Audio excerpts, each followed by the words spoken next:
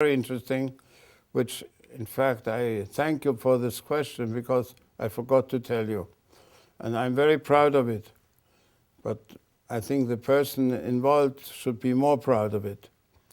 Germany, for 25 years, refused to pay €1 or $1 to the victims' families, to the families of the 11 murdered Israelis. They never got anything from Germany. They refused bluntly. When the film came out, I made a screening of the film in Munich to the Prime Minister Edmund Stoiber. Good fortune that I knew his wife, and she was a friend of mine, and she arranged that her husband came. And he was so impressed by the film that a week later he flew to Israel in a special plane, and he gave an enormous amount to the victims. Thanks to the impact of the film he was so ashamed that this happened on German soil and that the German authorities didn't behave better to prevent this, or at least to kill all the terrorists on the spot, that he brought a very large amount of many millions of dollars or euros or whatever. It wasn't euro then. It was, I think, Deutschmark. It doesn't matter. But for the first time, Germany paid an enormous amount thanks to the film. Now, I didn't make the film for that purpose, and the impact of the film is very welcome. We have to appreciate that he was very decent in his reaction, and without the decency, nobody would have paid anything. But because of the decency, finally, the families of the victims were compensated. So that was a side effect of a film which was absolutely not planned. The cost of the material was different from the archives, where we got it from. Every archive has other terms. Some gave it free, and some charged money, and some charged too much, and I didn't pay it. So you cannot answer this in a global way, because every archive deals differently. And how long does it take to get all By this the year. material? About a year. Obviously, when you make a documentary with many different scenes, you have the challenge to put it together in a way that they make sense. It was a very difficult challenge, but because we had the authentic contribution of those who were part of the whole action, it made it much easier. And we had the Palestinian who made it easier to have two sides. As you know, in the film, we have always maybe 10 minutes of the Israeli side and then another 5 or 7 minutes of the Palestinian side. We try to be more or less even-handed, and that added to the authenticity. There's no question. In my opinion, the word in Hollywood that there are small films and big films is nonsense. In my opinion, it is very important that the filmmakers realize that there are no small films and no big films. They are either good films or bad films. They are either films which are memorable and which you remember for a long time, or films where you felt you lost your valuable time seeing them. So it is not something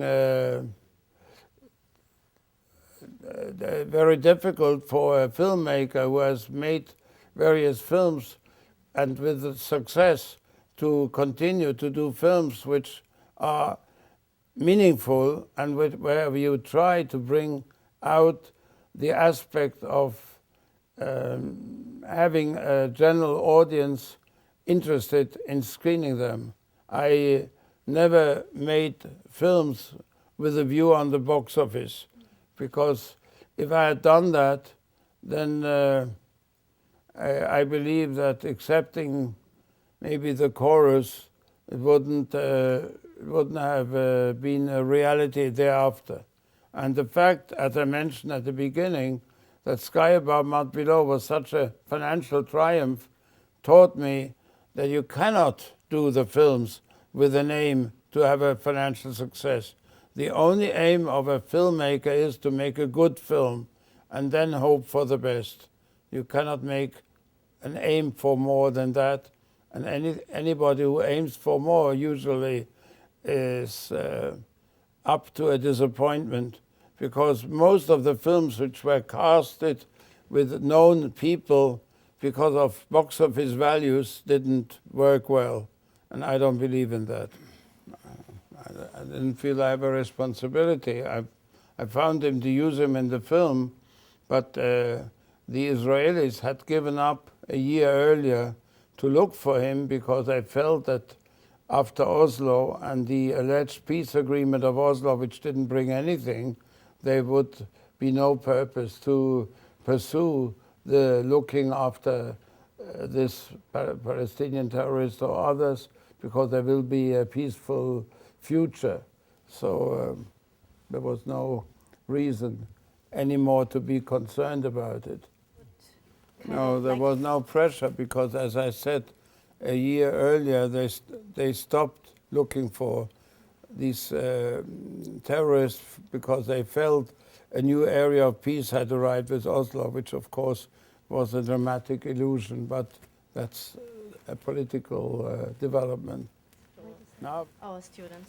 there are different means of financing. My films are usually financed by one person, or in one case by 4 people. For each film it's a different situation. But the normal way to go with financing is to go to a place where you get a lot of so-called credits from the place, like in Illinois or in Boston or in Montreal, where they pay you 25% of the budget. If you shoot there, then you have to have an agent to pay to do foreign sales, and you try to discount the foreign sales. Then you have other possibilities to get financial contributions. For instance, in Germany, they pay you if you complete the film there, you get very good conditions and so on. But I have never bothered about that, happily, because I believe by now the people, when they know that I plan a film, are interested and believe that it could well be that, again, I make a film which is memorable. So to sell the film is perhaps a little easier for me than for people who start, because they need credits in order to justify the support and the positive reaction from financiers or from others. So I devote my time, 50% of my time, to the script, because I believe a good script is a key to a film, and I believe a bad director, if the script is good, can still make okay film. But the best director, if the script is bad, cannot save it. So you absolutely need a script, and the usual problem with the films are, especially when they are art films which do not cost 60, 70, 100 or 150 million, but let's say they cost between